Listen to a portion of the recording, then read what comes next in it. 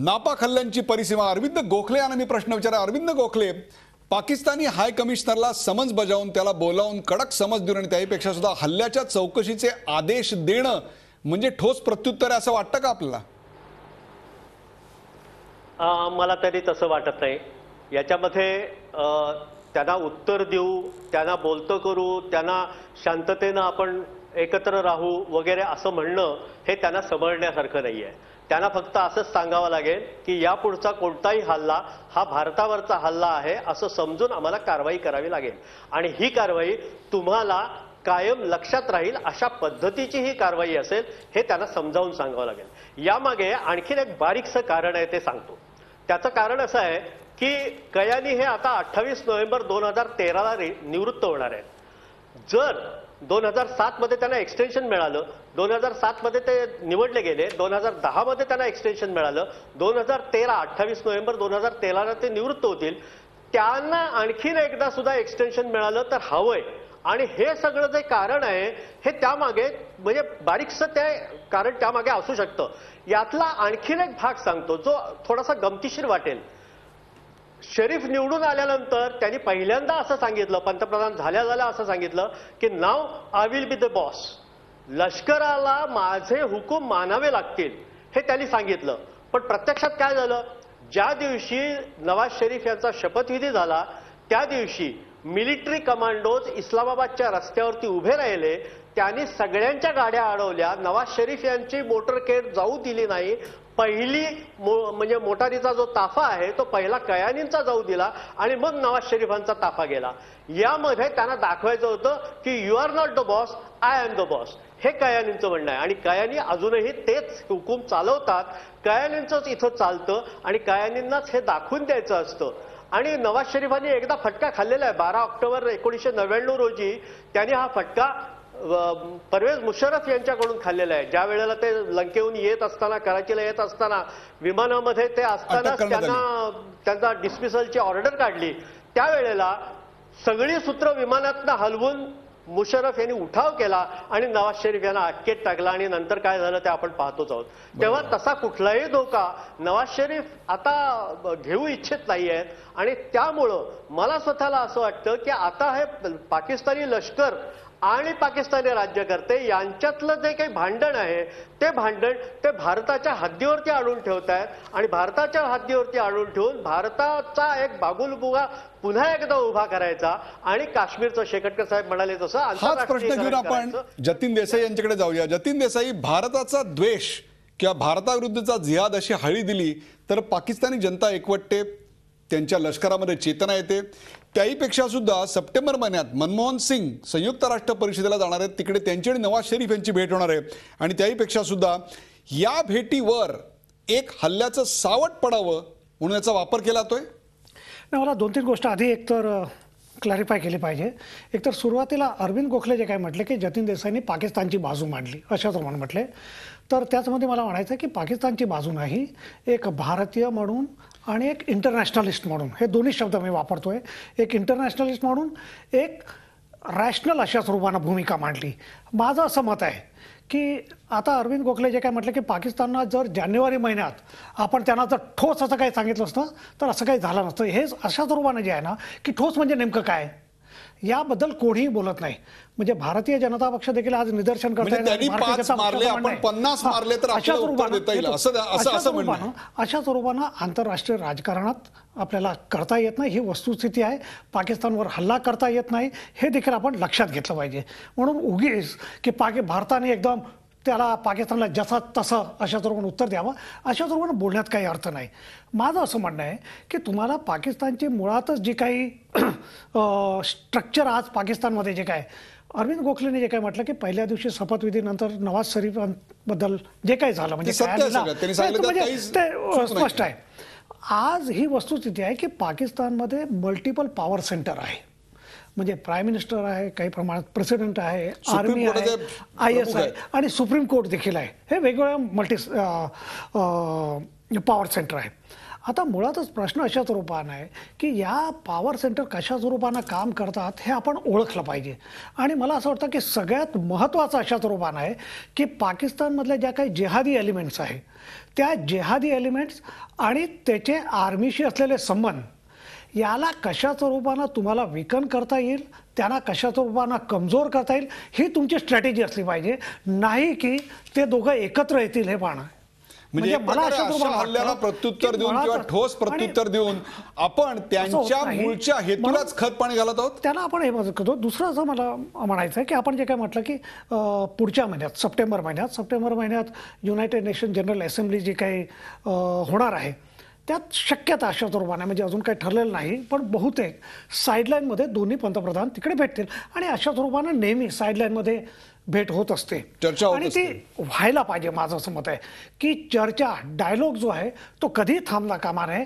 आणि डायलॉगच्या मध्ये इव्हन अटल बिहारी वाजपेयींचं म्हणणं होतं की म्हणजे आपण जर लक्षात घेतलं की कारगिल झाल्यानंतर मुशरफ भारतात आलेले आग्रात, आणि मुशरफ एक डिक्टेटर होते, डेमोक्रॅटिकली इलेक्टेड नव्हते तरी देखील ते भारतात आले. 2001 साली पार्लमेंटवर हल्ला झाला आणि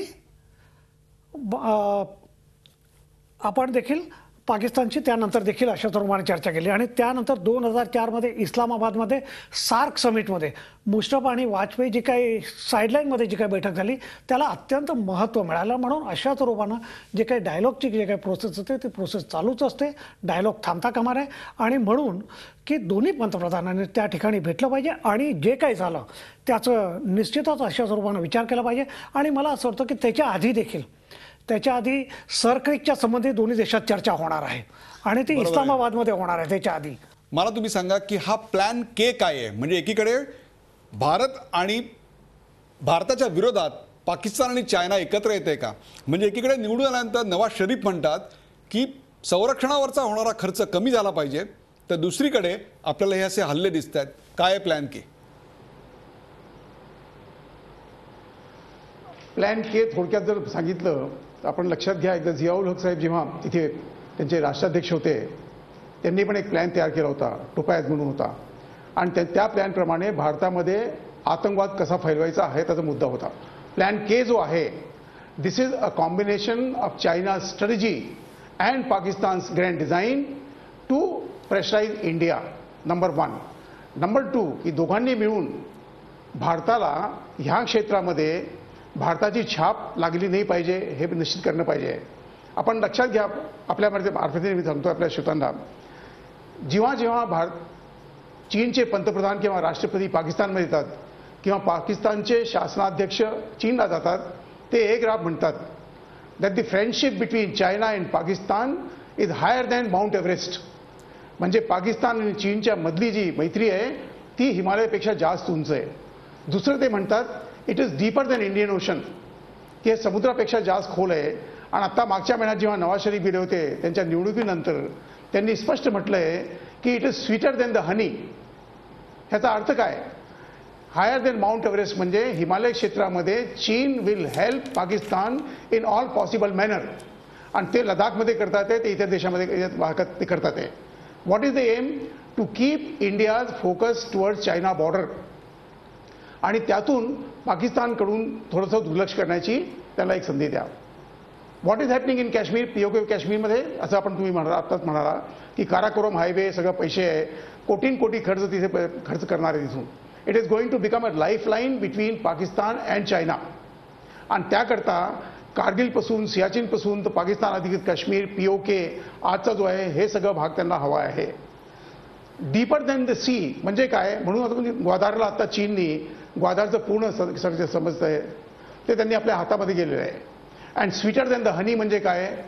की you keep talking sweet between the countries and making honey at the cost of India. This is in simple भाषेमध्ये सांगितलं पाहिजे. ते हे करणार काय आहे की बोथ आतापर्यंत काय होत होतं की in case we had a problem with Pakistan we could manage China, परंतु आता भविष्यामध्ये हे असं होणार नाही. कारगिल युद्धाच्या वेळेला पूर्ण चीनचा जो फ्रंट होता तो मी अध्यक्ष होतो. I was holding the entire China front in Arunachal Pradesh. Kargil युद्धाच्या वेळेला आय वॉज लेफ्टनंट जनरल. आणि मला माहीत आहे चीनने आम्हाला किती त्रास दिला. आम्ही पण त्यांना त्याप्रमाणे उत्तर दिलं. त्यांची हिंमत झाली नाही परत यायची. उद्या जर समजा आपलं कोणतं चीनबरोबर काही झालं तर पाकिस्तान नक्की त्याचा फायदा घेणार आहे. बरोबर आहे. आणि ही त्या सर्व गोष्टींची पुनरावृत्ती होत चाललेली आहे. This is a grand design आणि हे करावे लागतात. ही योजना 10-10, 15-15 वर्ष अगोदरपासून केली जाती. हे काही एक दिवसात होत नाही. शेकटकर आणि आणखीन माझी एक विनंती आहे बरोबर आहे. आणखीन एक महत्वाचा मुद्दा आहे तो त्याच्यावर मी अरविंद गोखले यांना बोलता करणार आहे. अरविंद गोखले 26/11च्या हल्ल्यामागचा सूत्रधार हफीज सईद होता. त्या हफीज सईदकडे सध्या पाकव्याप्त काश्मीरची सूत्र आहेत. तोच हफीज सईद सध्या नवाज शरीफ यांचा अत्यंत जवळचा विश्वासू आणि त्यापेक्षा श्रेष्ठ नेता असल्याचं वर्णन केलं गेलंय. काय सांगाल त्याच्या हस्तांतराची मागणी आज पाकिस्ताननं धुडकावून लावली. आपल्याला माहिती आहे की जानेवारीमध्ये जेव्हा आपल्या 2 सैनिकांचं शिरकाण केलं गेलं त्याच वेळेला नेमका हाफिज सईद हा पाकिस्तान व्याप्त काश्मीरमध्ये या सैनिकांना म्हणजे पाकिस्तानी सैनिकांना पाकिस्तानी दहशतवाद्यांना चिथावणी देण्यासाठी हजर होता. आणि त्यानंतर भारतानं अनेकदा त्यांना पाकिस्तानला असं सांगितलं की हा हाफिज सईद तिथं हजर राहतो आणि चिथावणी देतो. याचा अर्थ काय होतो? इतकंच नव्हे तर दुसरा एक त्याचा दहशतवादी साथीदार वलीउर रहमान हाही त्यावेळेला त्याच्याकडे हजर होता. पाकिस्तान व्याप्त काश्मीरमध्ये हजर होता. आणि हाफिज सईद आणि मुंबई कनेक्शन हे लक्षात घेता मुंबईवरचा हल्ल्याचा पूर्ण सूत्रधार हा हाफिज सईद आहे. आणि त्या संबंधीची सगळी कागदपत्र आपण त्यांच्याकडे दिलेली असताना सुद्धा हाफिज सईदच्या संबंधात एक साधा खटला भरता आलेला नाही. खटला भरला पण त्याच्यातून तो निर्दोष सुटला. आता हे जे काही प्रकरण आहे हे प्रकरण इतकं गंभीर आहे की हाफिज सईदच्या बाबतीमध्ये जर असा विचार केला पाकिस्ताननं की त्याला अटकेत टाकावं तर पाकिस्तानमधलं कुणीही त्याच्या पाठीशी उभं राहणार नाहीये. पाकिस्तानमधले लोक तेवढे सेन्सिबल आहेत. सामान्य जनता ही तेवढं समजू शकते. पण हाफिज सईदला पंजाब सरकारनं म्हणजे पाकिस्तानच्या पंजाब सरकारनं 57 कोटी रुपये गेल्या वर्षी दिलेले आहेत. आणि 57 कोटी रुपये देणाऱ्या पंजाबचं मुख्यमंत्रीपद हे नवाज शरीफ यांच्या बंधूंकडे होतं, शहबाज शरीफांकडे होतं. तेव्हा हे सगळे धागेदोरे जे आहेत हा हाफिज सईद नवाज शरीफ यांच्या जवळचा मानला जातो. हे जे कनेक्शन आहे म्हणजे त्यातून निर्माण नवाज शरीफ आणि हाफिज सईद या दोघांचं गुळपीट जमल्यामुळे पाकव्याप्त काश्मीरमधल्या कारवाया वाढतील. त्याहीपेक्षा सुद्धा दहशतवादाचा फार मोठा धोका संभवतो. याच विषयावर आपण चर्चा करणार आहोत की या प्रकारची आंतरराष्ट्रीय अशी प्रतिक्रिया का बरं उमटत नाही आणि काय पावलं उचलली की भारतीयांना विश्वास वाटेल. नापाक हल्ल्यांची परिसीमा या शेवटच्या भागामध्ये ट्रॅफिकच्या घोळामुळं श्याम जाजू उशिरा पोहोचले आहेत. भारतीय जनता पक्षाचे प्रवक्ते श्याम जाजू, वेळ अत्यंत थोडा आहे. काय सांगाल तुमच्या पक्षाची भूमिका? आज 5 जवान शहीद झाले पाकच्या हल्ल्यामध्ये पूंछ भागात. पहिलं मी आपल्याला सांगतो, आत्ता मी शांती पथावरून येत होतो. पाकिस्तान एम्बॅसीच्या बाहेर ज्या प्रकारची निदर्शनांचा कार्यक्रम सुरू आहे त्यामुळे मला ट्रॅफिक जाम झाल्यामुळे मला यायला उशीर झाला. आज ज्या प्रकारे संरक्षण मंत्र्यांनी बयान दिलेलं आहे ते कुठल्याही सत्ताधारी पक्षाला न शोभणारं अशा प्रकारचं हे बयान आहे. अँटनींनी ज्या प्रकारची प्रतिक्रिया दिली आहे ही अशोभनीय प्रतिक्रिया आहे. संपूर्ण देशामध्ये त्याची रिॲक्शन आहे. एका बाजूला पाकिस्तानला दहशत बसेल, पाकिस्तानला धडा घ्यावा लागेल असं काहीतरी बयान देण्यापेक्षा त्यांनी ज्या प्रकारे त्याचं समर्थन करण्याचा प्रयत्न केलेला आहे की कोणी आतंकवाद्यांनी पाकिस्तानी सैनिकांचा गणवेश घालून अशा प्रकारचा हा कृत्य केलं आहे, हे लगेच त्यांनी दिलेली प्रतिक्रिया हे सरकार या विषयात किती गंभीर आहे हे व्यक्त करणारी आहे. त्यामुळे सरबजीतचं जेव्हा सर काटून घेऊन गेले तेव्हाही आम्ही सर झुकवलं. आणि आजही एक स्वतंत्र आझादीनंतर इतक्या वर्षानंतर स्वतंत्र ताकदवान राष्ट्राची जी भूमिका असते संसदेच्या पहिल्या दिवशी याची चर्चा करण्यासाठी सुद्धा आमच्या पक्षाला त्यांना विनंती करावी लागली की प्रायोरिटीने याच्यावर चर्चा करा. ते काँग्रेसच्या लोकांनी आणि बाकीच्यांनी आणखीन 4 विषय घेऊन विषय डायव्हर्ट करण्याचा प्रयत्न केला. पण ही देशाला हास्यास्पद शर्मनाक गोष्ट आहे. पाकिस्तानला मुहतोड जवाब दिला पाहिजे. आणि श्याम जाजू, वेळ अत्यंत थोडा आहे. मला थोडक्यात सांगा, मुहतोड जवाब म्हणजे नेमका काय? 5 मारले आपण 50 मारल्यानं हा प्रश्न सुटेल असं वाटतंय आपल्याला? आज रोम जळत असताना नीरो जसे बन्सी वाजवत बसला होता अशा प्रकारचे युपीए सरकारची या विषयातली भूमिका आहे. चायनाला काहीतरी बोलले, बोलू द्या 1 मिनिट. बोला. ते 20-20 किलोमीटर चायना आत आल्यावर सुद्धा आमचं गृहमंत्र्यांचं बयान होतं सुशील कुमार शिंदेचं की कॅज्युअल गोष्ट आहे. ते जाती आणि गोष्ट अशी आहे कारगिलच्या वेळेला. ती गोष्ट अशी आहे की ज्या वेळा चीनच्या लोकांना जायला लावलं तेव्हा भारताच्या सैनिकांनी सुद्धा आपले तंबू उकडले. हे कोणतं स्वतंत्र देश आहे? आमच्या जमिनीवरून आम्हाला मागे यायचं कारण काय? हे सरकारची भूमिका दाखवतंय. सरकार ठाम नाहीये. सरकार जवानांची सुद्धा सुरक्षा करू शकत नाही.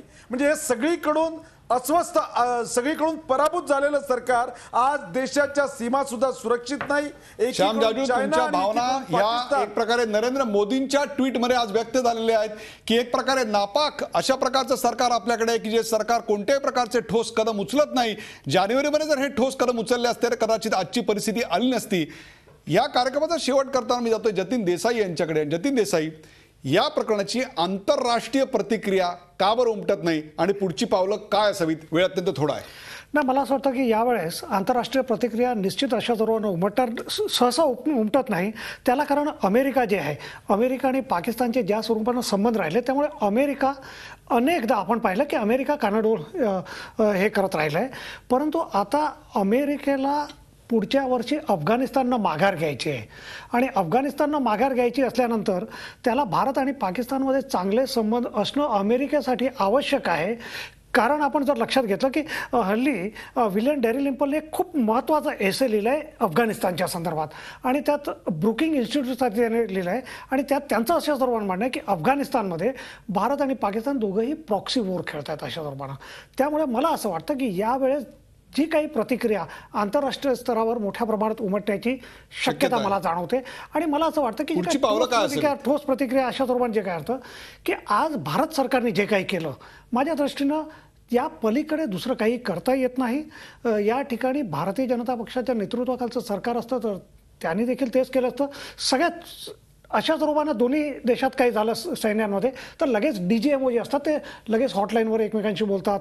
त्यानंतर भारत सरकारने लगेच पाकिस्तानचे डेप्युटी हायकमिशनर आहे ते डेप्युटी हायकमिशनरला बोलवलं, समन्स केलं आणि भारतातलं एकदम स्ट्रॉंग प्रोटेस्ट अशा स्वरूपात दिलं. आणि मला असं वाटतं की A.K. अँथनीने जे काही स्टेटमेंट केलं, A.K. अँथनीचं स्टेटमेंट मला असं वाटतं की नीट जाजूने वाचलं पाहिजे. त्यात ते अशा स्वरूपानं म्हटलं नाही की ते पाकिस्तानचे रेग्युलर नव्हते, अशा स्वरूपानं कुठेही म्हटलं नाही. त्यांनी अशा स्वरूपानं म्हटलेलं आहे की त्यात लष्कर ए तोयबाचे लोक असू शकतात. दुसरं त्यांचं म्हणणं आहे की पोलीस युनिफॉर्म आर्मीच्या युनिफॉर्ममध्ये होते आणि आर्मी रेग्युलर देखील त्यात असण्याची शक्यता आहे. म्हणजे एक गोष्ट आपण लक्षात घेतली पाहिजे, लगेच कुठल्याही गोष्टीकडे सगळं तुम्हाला काही तथ्य तुमच्याकडे नसतात, त्याला काही तथ्य जमवायला देखील काही वेळ लागतो.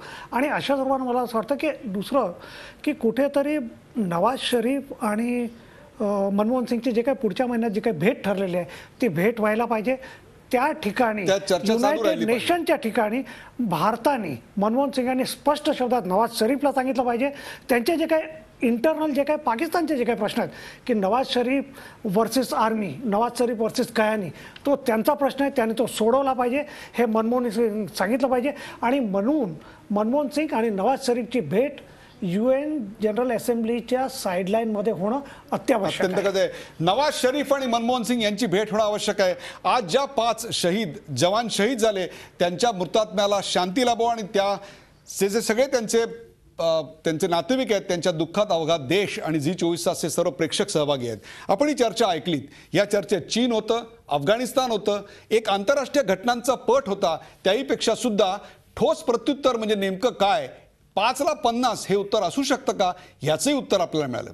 भारत पाक संबंध हे रोज उलगडणाऱ्या एखाद्या थरारक चित्रपटासारखे आहेत. याला प्रचंड मोठा भूतकाळ आहे, एक अत्यंत अस्वस्थ असं वर्तमान आहे. त्यात पाकिस्तानमधली परिस्थिती आहे, त्यांची खिळखिळी अर्थव्यवस्था आहे, तिथला भ्रष्टाचार आहे, तिथल्या सरकारवर असलेला लष्कराचा दबाव आहे, त्याहीपेक्षा ISI मधल्या काही अधिकाऱ्यांच्या मनात असणारा भारताचा असंतोष आणि भारताचा द्वेष सतत तेवत ठेवल्यानं जिहादची हाळी देता येते अशा प्रकारची त्यांची रणनीती, प्लॅनचा समावेश आणि त्याहीपेक्षा पुढच्या महिन्यात शांती प्रक्रियेसाठी भेटणाऱ्या 2 पंतप्रधानांच्या कुठल्या तरी प्रयत्नांवर याचं सावट पडावं याकरता केलेली ही एक धूर्त खेळी असू शकते. या खेळीला आपण किती बळी पडायचं आणि त्याहीपेक्षा सुद्धा किती चोखपणे प्रत्युत्तर द्यायचं, त्याहीपेक्षा सुद्धा या कार्यक्रमात बघणाऱ्या लोकांना असं कुठेतरी आश्वस्त व्हायला काँग्रेसने काहीतरी करावं की जेणेकरून असे हल्ले पुन्हा झाल्यानंतर काँग्रेस ते सहन करणार नाही. झी 24 तास एक पाऊल पुढे.